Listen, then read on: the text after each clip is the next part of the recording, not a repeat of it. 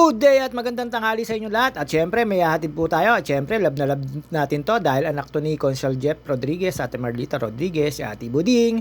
At shoutout nga pala po sa family nila. At ayun nga po si Ate Sophie, Ate Isa, mga kinaanak, si Buding, si Ishi at si Iyay, si Mama Day at si Bellissima, Maring Cheche, Mac at saka si Ate Mariel, shoutout sa inyo. At yun nga po, syempre ito, hindi mawawala dyan, ang Family OG, Mama Mia, Dana Hutut, Mary Grace Villapando, Cheryl Lourdes Pabalate, Elvis Po Alagaya, Jerome Mendoza, Mark Mendoza, at JR Kulot. At syempre, ang inyong lingkod.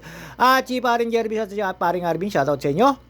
At kay Pisangka Jo Bernard Sensil, kay Sir Gilbert Aguirre at kay Miss Aguirre. At yun nga pala po sa mga tropahan at kumpare natin, paring Al Labier, paring Eugene Valentino, paring Joseph Katapang, at kay paring Topper Sarmiento, magtatampa pag di binanggit. At si Fritz Hihe, shoutout sa iyo. At kay Kian Villanueva, kay Ate Monica Biera, kay Ate Tess Cuevas Paunlagi, at sa lahat po ng tropa. Elsie Palentino, shoutout. At kay Soiti Manalo at kay Edwin Inolba, at syempre sa mga iba pang tropa. Sa aking dating classmate na syempre kabagang natin, Alwin San Valentin, at saka kay Prudencio Reulo, at saka si Marlon Endoso. Ayan, yung nasa lahat ng days po kami. Syempre, ito, tayo po ay napapunta po ng Canlubang, papunta po na Bali. Pagdating po sa may Calman Ray, ay hindi po pwede maangas-angas ng drive kasi first stop, first go, parang Subic. Dito po, syempre, marami pong kakalsadahan.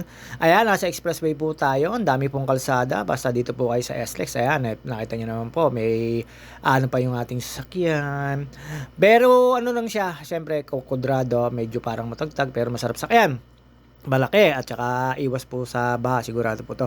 At ito, syempre, lalampas po tayo ng Silang exit, Canlubang, tapos diretso po tayo doon sa may isang bottler ng soft drinks. Doon po tayo dadaan. Ayan, magra-right turn na po tayo kasi pa-exit na po tayo ng Silangan. Dito po sa SLEX going to Manila or going to North. Ayun nga po, galing po tayo ng Calamba City. Syempre, ayun, may mga ginawa pa po tayo at mayroon po tayo mga kinuha. At alam niyo naman po, hindi naman po tayo magtatagal dito sa expressway at exit naman po tayo ng Silangan. At yun nga po, pag-uwi ko po, pagkatid ko kay Dude, Sengkut, Buding, ay nalimutan niya po yung kanyang wallet kaya binalik ko po ulit. Syempre, nandito lang naman po sa Nabalian. At alam niyo naman po, napakabait po ng mga batang yan. Yung 5 magkakapatid, wala pa akong masasabi. Syempre, love natin yan. Anak yan ni Consul Jeff at saka ni Marlita. At yun nga po, ito, dire-diretso na exit na po tayo. Ito nga lang po ang problema dito. Minsan hindi daangat yung kanyang gate. Kaya kailangan pa ng mag-a-assist na teller. Ayun nga, dito, kaliwa lang po tayo. Dito, pagkalampas nyo po rito sa tulay na yan, ayan na po yung sinasabi kong isang company ng soft drinks. Alam nyo na dati pagka yung 8 ounce, 12 ounce, alam nyo na kung ano yun, dadalwa lang naman po yan. Na sikat, syempre yung natitira hanggang ngayon. At ayun nga po, pababa lang po tayo dyan, dire-diretso lang po yan tayo dito. Dito wala na po mga, ang tawag dito, yung mga ticket, dire-diretso lang po hanggang doon po sa may Calman Ray, sa Calman Ray. Pag po kayo nakapasok sa industrial na yon, ingat-ingat din po tayo. First stop, first go. Pag nakita nyo po merong nakatigil na, ihintayin nyo po muna maubos yon. Kung sino po yung huling dumating, yun din po yung huling mag-aabante. At ayan, medyo dito, may luwag-luwag po. Ayan po yung sinasabi ko sa inyo na planta ng soft drinks, ng soda, nandiyan po yan. Siyempre, Canlubang po ito. Malaki po itong Canlubang na to. Abot to ng Santa Rosa or Cabuyao, tawag dito, boundary. Abot nga po sa Kasile tsaka sa Nubali to eh. Ayun nga po, syempre alam niyo naman, kalakihan po ng lupain dyan. At syempre, sa mga may nagmay-ari niyan, sila po yung mayaman niyan kasi industrial po. At yun nga po, dito pagdating po rito, sa banda rito, sa may papasok na po ng isa pang sikat na bilihan ng alak na company ay medyo nagkaka-traffic na po dahil syempre may mga kantuhan po. At yun nga po, pagkarating po dun sa may isang puro industrial naman po, hindi naman natin mabanggit yung mga pangalan kasi baka naman po Bikini Mem. At ayan, nakaano na po tayo ng traffic. Then pagka kurbada nyo po rito, meron pong left turn at right turn. Pagka right turn nyo po, eto po, dire-diretso lang po yan. Malapad na po. Dati pinagtatrapikan to, pero ngayon hindi po kasi maganda na po yung kalsada. Sa lalakiran naman din po ng sasakyan na dumadaan dito. Syempre, mabilis pong maano yan, kalsada na yan, kung manipis po at walang bakal yan. Pero ngayon, syempre, matibay na po yung pagkakagawa na yan. Private individual po ata nagkontrata nito at hindi po flood control, joke lang po. Ano lang po tayo, nakikisang-ayon o basta yun na po yun.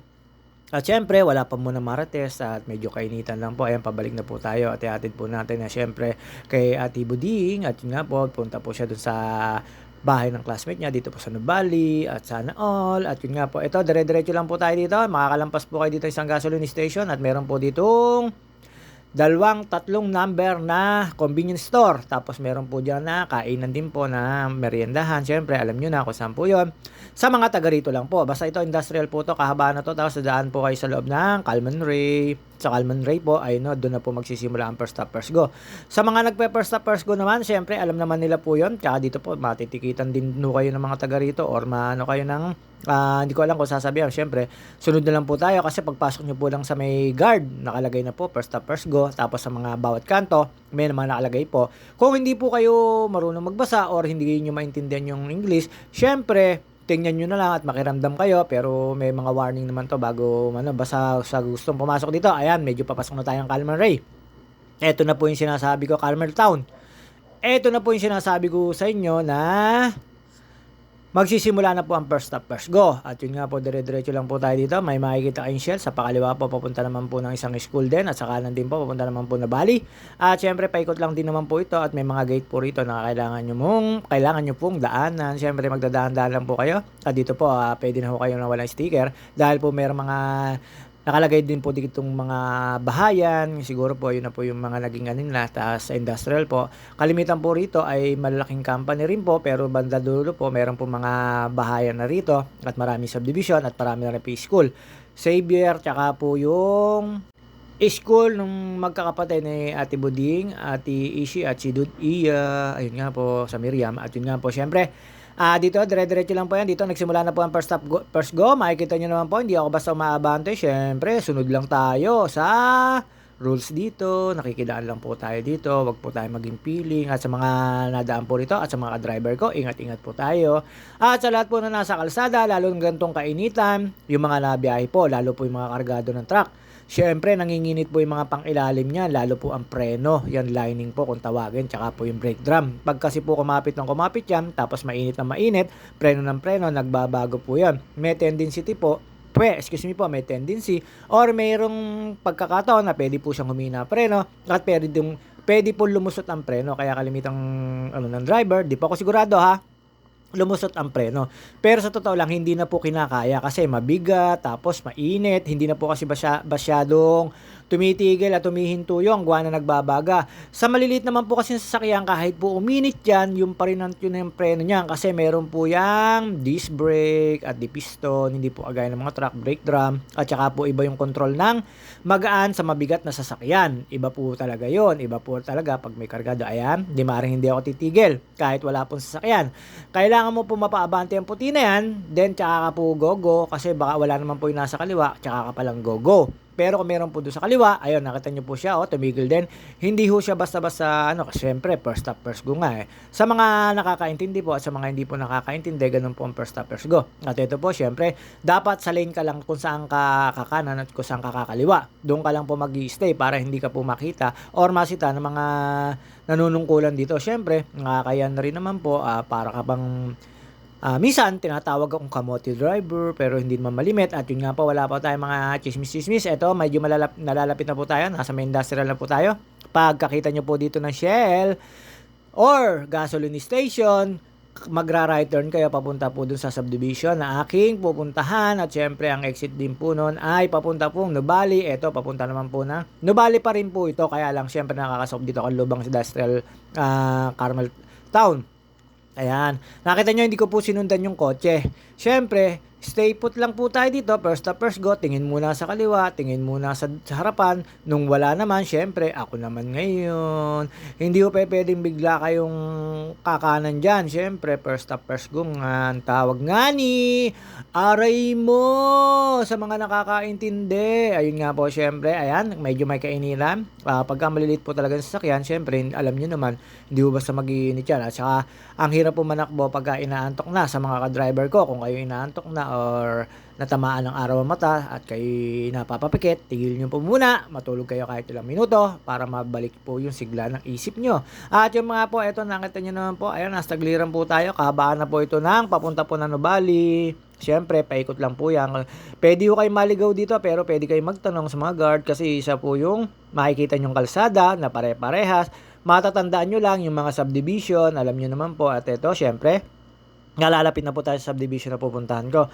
At nagpaalam lang po tayo sa guard. At yun nga po kasi may natid na tayo. At saka medyo mahigpit dito. Nag-iiwan po ng ID. Pero kilala naman po yung aking pipuntahan. At saka nakita na po nila ako na galing doon. Kaya pinayagan nila ako. So ang pakipag-usap sa guard ay maging mabait ka lang. Magiging mabait din naman sila. Ayun nga lang. Syempre, depende na lang po sa sitwasyon. At ito, dadaan po kayo dito. At lalabas na po kayo. Papuntang Nubali na po to. Nubali area na po to, itong makikita nyo pong to, syempre, ayan, nasa kabila lang po tayong gate, dito po tayo sa likod dumaan, hindi po tayo sa front, nitong Riverview side ba to? Basta ito subdivision na to. Diyan na po tayo dumaan kasi hindi na po ako doon dumaan sa main dahil dito po malapit. Ayan, pagkanan ko po dyan, paalam lang po tayo dyan sa garden. At, guard po, ayun, ito po yung ano nila, yung pavilion ba, ang tawag doon, basta yung may swimming pool, yun na yun, ito po, dire-diretso lang po tayo dyan. At syempre, hindi ko na po pinakita yung bahay na pupuntahan ko. At privacy po, ayan, nakita nyo naman po, salamin-salamin. At gawa po ng mainit po talaga. At syempre, ayan, pakit lang po tayo. At dire-diretso na po tayo dyan. At yun nga po, ihatid ko na po yung naiwan ni Ate Buding. Tayo sumibat na rin po, pauwi. At ito, syempre, hindi na po natin malilimutan yan. Kahit first time lang po natin na puntahan yan. Syempre, yung marking, tsaka tanda-tanda po dun sa street. Malimutan mo man, pero makikita mo uli. At yun, ito, nahatid ko na po, pauwi na po tayo. At doon ulit tayo dadaan sa industrial. Ito po yung industrial. Ayan, yung kahabaan na yan. Ayan, nakita nyo naman po, na-stop ako. Ayun, inantay ko po muna yun. Bago ako mag-go, siya rin po, hindi nakita nyo po yung pick up, hindi ko nag-go kasi kailangan niya makalampas po muna ako. At ayun nga po, hindi na po magtatagal ang video natin. Hanggang dito na lang po tayo. See you on